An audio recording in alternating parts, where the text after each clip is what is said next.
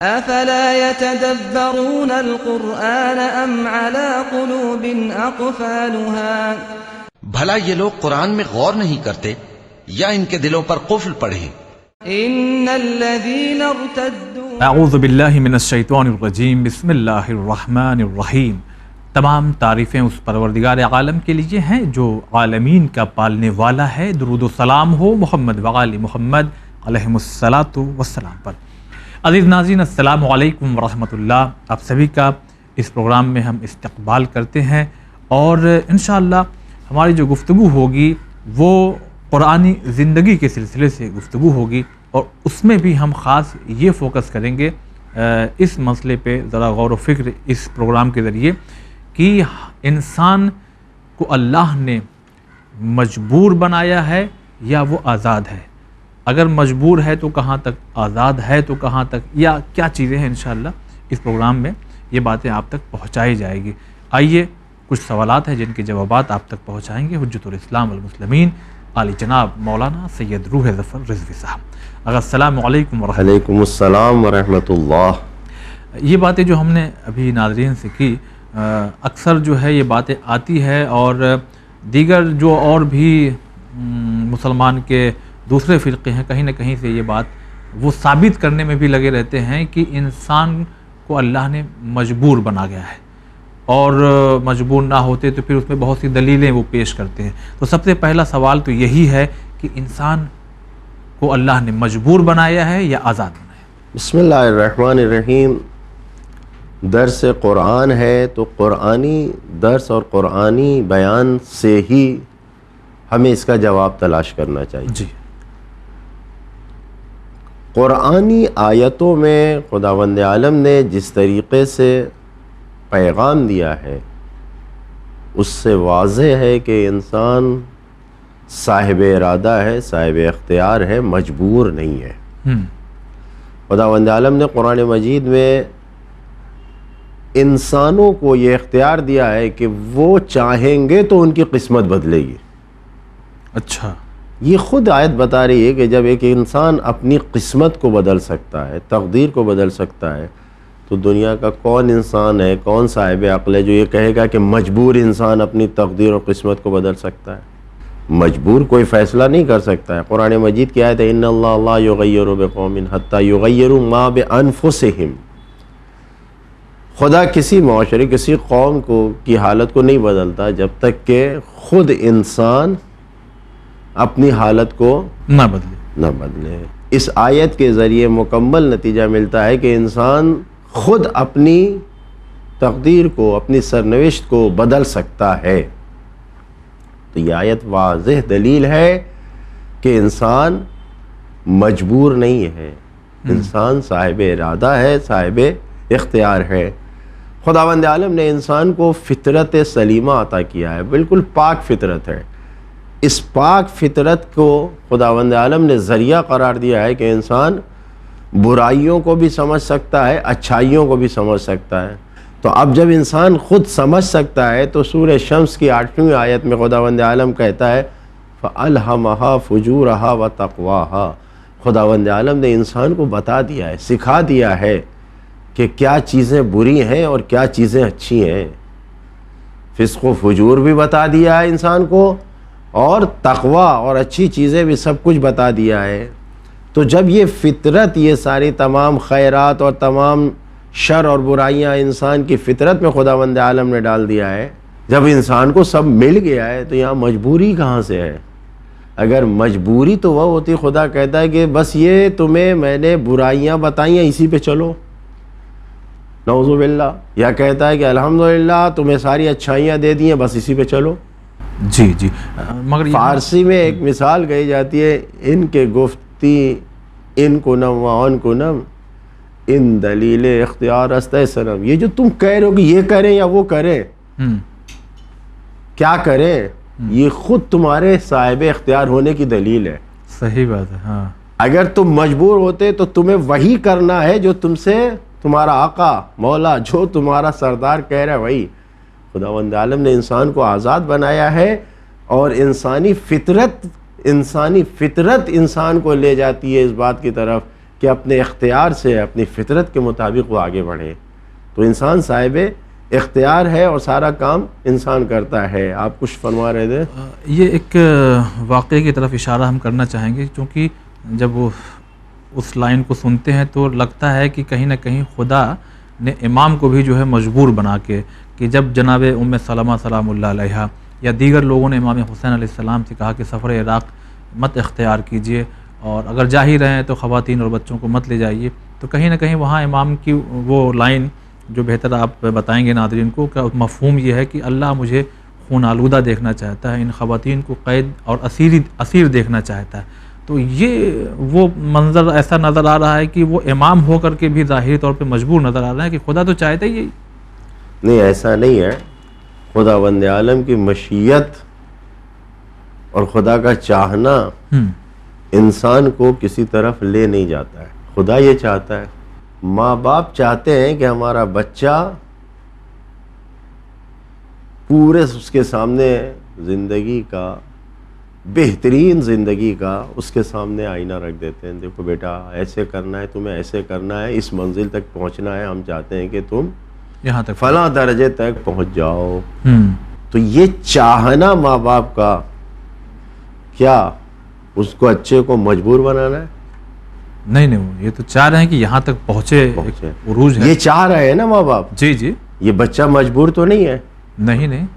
ائمہ معصومین علیہ السلام، سرکار سید الشہداء جو بھی ہیں، خدا چاہتا ہے کہ ایسا ہو، لیکن خدا نے ان کے ساتھ کوئی مجبوری یا کوئی قید نہیں لگائی ہے کہ تمہیں اسی پہ جانا ہے. اپنے اختیار سے تم خود سمجھو. اب یہ خود لائق فرزند وہی ہے کہ جو اپنے ماں باپ کی بات کو سمجھ جائے، چاہی ہوئی چیز کو پائے تکمیل تک پہنچائے. وہ خود سمجھ سکتا ہے. سبحان اللہ، اچھا اشارہ دیا آپ. یہ کہیں سے بھی مجبوری نہیں ہے. اور آپ دیکھیں، اگر خداوند عالم نے قرآن مجید میں یہ اعلان کیا اِنَّا هَدَيْنَاهُ السَّبِيلَ إِمَّا شَاكِرًا وَإِمَّا كَفُورًا، ہم نے راستہ تمہیں دکھا دیا ہے. یہ تمہارے اختیار پر دلیل ہے کہ تم اپنے اختیار سے کفور بن جاؤ، ناشکرے بن جاؤ، کفران نعمت والے راستے پہ چلے جاؤ، یا ہم نے ہدایت کا راستہ دیا تم شکر گزار اطاعت گزار بن جاؤ، نیک بندے بن جاؤ. یہ ارادے اور اختیار پہ دلیل ہے انسان کے، کہ انسان قرآن کی نگاہ میں، قرآن مجید کی نگاہ میں خداوند عالم نے انسان کو خلیفۃ اللہ بنایا ہے. آدم سے سارے انسان ہیں.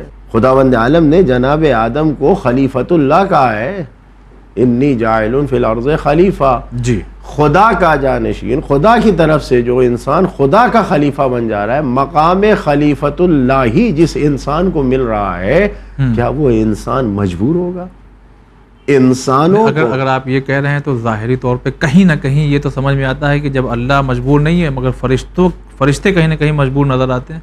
فرشتوں جو کہہ دیا گیا وہی کر رہے ہیں. بس فرشتوں کو خداوند عالم نے کچھ چیزیں ایسی ہوتی ہیں دنیاوی حکومتوں میں، آپ دیکھیں کہ کچھ لوگوں کو کسی اور کام کے لیے نہیں، جس کام کے لیے لگایا گیا بس اسی میں لگے رہیں. اختیار کیا جاتا ہے کہ مثلا فلاں فلاں فلاں تم کو ساری زندگی بس اب اسی باغ کی حفاظت کرنا ہے سارا، یعنی تم کو پیدا ہی اسی لیے کیا گیا، بنایا ہی اسی لیے گیا، یا تمہیں نوکری پہ رکھا ہی گیا کہ تمہیں یہی کام آپ کو یہ کام کرنا ہے، تمہیں یہاں سے ہٹنا نہیں ہے. نہیں، فرشتے مجبور ہیں. فرشتوں کی یہ مجبوری نہیں ہے، فرشتوں کی طینت و خلقت ہی اسی چیز پر ہوئی ہے کہ انہیں اسی طریقے سے رہنا ہے. جس کو جس حال میں رکھ دیا ہے، رکوع میں تو رکوع میں، سجدے میں تو سجدے میں، فرشتے اس میں. فرشتے یہاں گفتگو ہم انسانوں کی. جی، اچھا ٹھیک. خداوند عالم نے اشرف المخلوقات بنایا ہے، مقام خلیفۃ اللہ ہی دیا ہے. بڑا مقام دیا. نہ جنات، نہ فرشتے، نہ حیوانات، کچھ نہیں. جو خداوند عالم نے انسان کو صاحب ارادہ اور اختیار بنا کے مقام خلیفۃ اللہ ہی دیا ہے. جی. تو اب یہ انسان نہ شکرا بن سکتا ہے، یہ انسان شکر گزار بن سکتا ہے. سبحان اللہ. ان مختلف آیتوں سے یہ بات بالکل ثابت ہے کہ انسان کو خداوند عالم نے مجبور نہیں بنایا ہے. بہت بہت شکریہ ادا کرتے ہیں، مگر پھر وہی بات ہم دہرانا چاہتے ہیں کہ پھر آخر کیوں ایسا ہے کہ بہت سے لوگ جو ہیں یعنی یہ کہتے ہیں کہ خدا نے آزاد نہیں انسان کو پیدا، وہ مجبور ہے کہیں نہ کہیں. کیونکہ پھر وہ میرے ذہن میں وہ آیت نہیں آ رہی ہے، وہ پیش کرتے ہیں لوگ کہ ایک پتا بھی نہیں ہلتا جب تک کہ خدا نہ چاہے. تو اس لیے جو کچھ بھی ہے اس دنیا میں ہو رہا ہے شروع سے لے کے آخر تک، یہ سب خدا کا نظام ہے کہ جناب آدم پیدا ہوں گے، پھر ایک قیامت آئے گی، پھر اس کے بعد اٹھا لیے جائیں گے، یہ سب مجبوری ہے، یہ کوئی اختیار نہیں، کوئی کچھ کر ہی نہیں سکتا۔ یہ صدر اسلام اور تاریخ اسلام ہی نہیں بلکہ عالم انسانیت کا ایک المیہ ہے۔ ہمیشہ سست اور کاہل انسان جو ہوتے ہیں جی، اپنی سستی اور کاہلی کو چھپانے کے لیے اپنے کو مجبور ہونے کا ڈرامہ رچتے ہیں۔ تو اس سے کیا فائدہ ہو جائے گا؟ اس سے ان کو فائدہ ملتا ہے، ان کے اوپر کوئی اعتراض نہیں ہے، ان کو کچھ کرنا نہیں ہے کہ ہم تو مجبور ہیں، ہم کچھ کر ہی نہیں سکتے، ہم تو جو کچھ ہے۔ ایسے انسانوں کی پیروی کرنے والے بھی اس مجبوری کو، کچھ ایسا نہیں ہے کہ صرف عام انسان ایسا کرتا ہوں، بلکہ لیڈران اور رہبران جو ہوتے ہیں، لیڈر اور رہبر، وہ بھی ایسی مجبوریوں پر عقلی دلیلوں کو لاتے ہیں، قرآنی دلیلوں کو لاتے ہیں، آپ کہہ رہے ہیں نا ابھی قرآنی آیتوں کو لاتے ہیں، اور ایک صحیح رائے گاں ایسی کوشش جس کا کوئی فائدہ نہیں ہے وہ انجام دیتے ہیں۔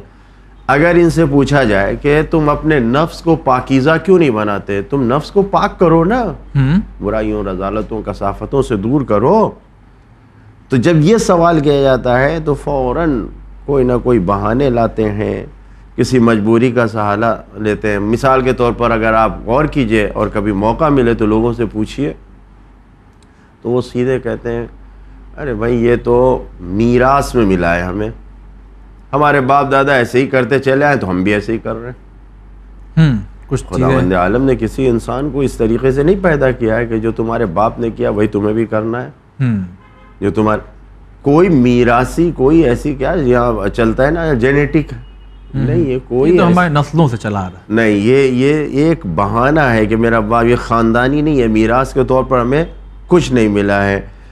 یا کچھ لوگ ہوتے ہیں بہت زیادہ مذہبی ہوتے ہیں، عرفان اور صوفیت میں ڈوبے ہوتے ہیں، بہت ان کے اوپر حال آتا ہے بہت زیادہ، تو ان کا کہنا یہ کہ بھائی ہم تو مکمل اللہ والے ہیں، ہم خود کچھ کرتے ہی نہیں ہیں، ہمیں تو جو الہام ہوتا ہے، جو ہمیں پتہ چلتا ہے، ہم بس وہی کرتے ہیں۔ اچھا، ایسے لوگ بھی گزرے ہیں، ایسے ہیں، موجود ہیں، آپ تو آپ کو ملیں گے کہ بہت زیادہ جو کچھ ہے سب اللہ کے ہاتھ میں، ہمارے ہاتھ میں کچھ ہے ہی نہیں۔ اچھا، اور آگے بڑھ جائیے، جی، کچھ لوگ ایسے ہیں کہ جنہوں نے قضاء و قدر جیسے مسئلے کو سمجھا ہی نہیں ہے اور یہ کہتے ہیں یہ تو ہماری تقدیر میں لکھا ہوا ہے، ہم مجبور ہیں، تقدیر ہی ہماری ایسی ہے۔ قضاء و قدر اور تقدیر مسئلے کو سمجھا نہیں ہے۔ ائمہ معصومین علیہ السلام نے کس طریقے سے اس مسئلے کو بیان کیا ہے، قرآن مجید نے کیا تعلیم کیا، یہ نہیں سمجھنا ہے، بلکہ سیدھے سیدھے اپنی سستی اور کاہلی کو دبانے اور چھپانے کے لیے سیدھے یہ کہتے ہیں میری تقدیر میں یہی لکھا ہوا ہے میرا، یعنی ایک کتنا بہترین موضوع اور کتنا بہترین حربہ ہے کس چیز کے لیے، کسی ایک عام آدمی کے سامنے کہتے ہیں کہ میری تقدیر میں یہی لکھا ہے، قضاء و قدر یہی ہے، تو سامنے والا بیچارہ جاہل انسان وہ سمجھے گا یہ تو بہت قرآنی باتیں کر رہے ہیں۔ تو یہ ایک ایسا مسئلہ بنا ہوا ہے عالمیہ انسانیت کا کہ کسی نہ کسی طریقے سے خود کو مجبور ثابت کیا جاتا ہے، اور یہ آپ اسلام میں بھی دیکھیں گے، اپنے ظلم کا پردہ ڈالنے کے لیے، اپنے کاہلی کو چھپانے کے لیے قوم نے، سماج نے کسی کو ذمہ دار بنا دیا ہے تو کچھ کرنا نہیں ہے، بس اپنے آپ عزت کو، ہاں ہم بڑے ہیں، کچھ کرنا نہیں ہے، اس کے اوپر پردہ ڈالنے کے لیے یہ چیزیں، یہ بہانے لائے جاتے ہیں اور یہ پیش کیا جاتا ہے کہ ہم مجبور ہیں۔ جی آقا، جیسا کہ آپ نے ابھی بتایا کہ جو لوگ بہانے کرتے ہیں پھر وہ قضاء اور قدر پہ جو راضی نہیں رہتے ہیں، تو کیا واقعی خدا کوئی خاص اثر نہیں رکھتا ان تمام چیزوں پہ، اور یہ لوگ ایسے لوگ پیدا ہو رہے ہیں، کہہ رہے ہیں؟ یہ ایک مقولہ ہے عربی میں، کلمۃ حق یراد بہا الباطل، حق سے باطل کو مراد لینا، اچھا چیز حق ہے، قضاء و قدر کو سمجھے ہی نہیں ہے اور کہتے ہیں کہ ہم تو قضاء و قدر کو مانتے ہیں اس لیے ہم خدا کے حوالے اپنی تقدیر کو کر چکے ہیں۔ توحید کے باب میں قرآن مجید سے یہ بات ثابت ہے کہ سب کچھ اللہ کے اختیار میں ہے، اچھا، سب کچھ، یعنی تمام امور جتنے بھی کام ہیں مستقل طور پر اللہ کی جانب سے ہی ہیں.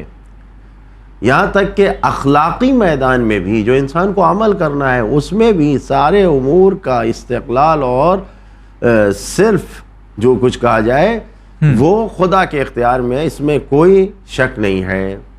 اور پھر کوئی اس جگہ پر انسان آگے بھی نہیں آ سکتا، کچھ کر بھی نہیں سکتا.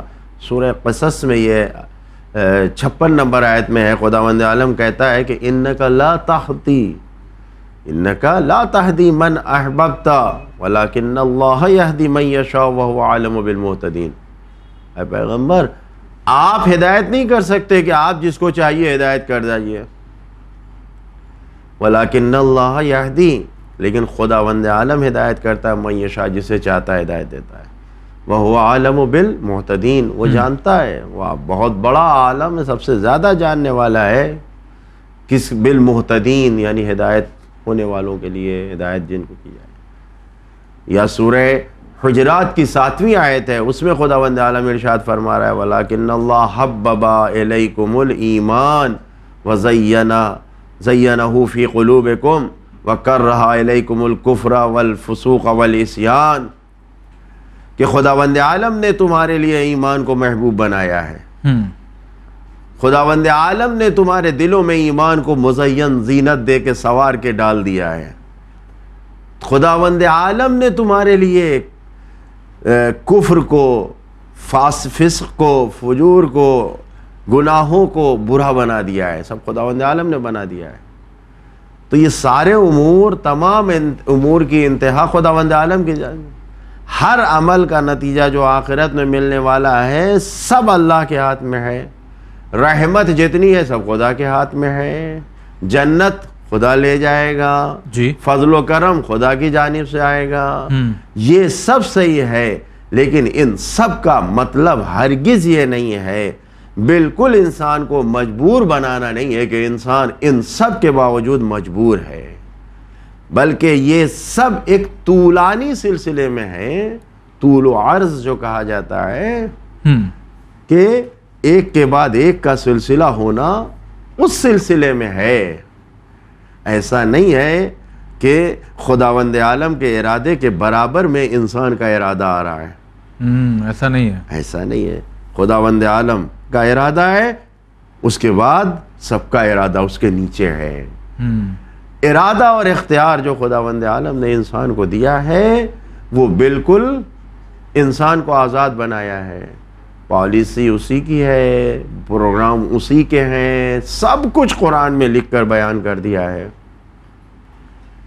یہ صرف اور صرف سست انسان ہیں جو یہ کہتے ہیں کہ ہمارا کوئی اختیار نہیں ہے، ہم کچھ کر ہی نہیں سکتے. ہم کہتے ہیں کہ قلم سے لکھا، جی، تو یہاں پر واقعاً قلم نے لکھا ہے؟ نہیں ہے. لکھنے والا ہاتھ ہے، جی جی، ہاتھ کو چلانے والا انسان ہے. صحیح. انسان کو دل، طاقت، پاور، حکم دینے کا، دماغ چلانے کا حکم کس نے دیا ہے؟ خداوند عالم. یعنی خداوند عالم نے انسان کو یہ طاقت دی ہے، یہ پاور دیا ہے کہ تم اپنے ذہن سے اچھے کاموں کو کرو. صحیح. خدا نے یہ دیا ہے کہ تمہیں لکھنا ہے تو تم ہاتھ بڑھاؤ، قلم اٹھاؤ، کچھ نہ کچھ کرو. یعنی کوئی بھی ذریعہ، کمپیوٹر، لیپ ٹاپ، موبائل اٹھاؤ تو ٹائپ کرو، کچھ کرو گے، لکھو گے، بولو گے کچھ نہ کچھ. ایسا نہیں ہے کہ آپ کے سامنے کوئی پیج آ گیا اور آپ سوچ رہے ہو سب کچھ آ گیا، کرنا ہے.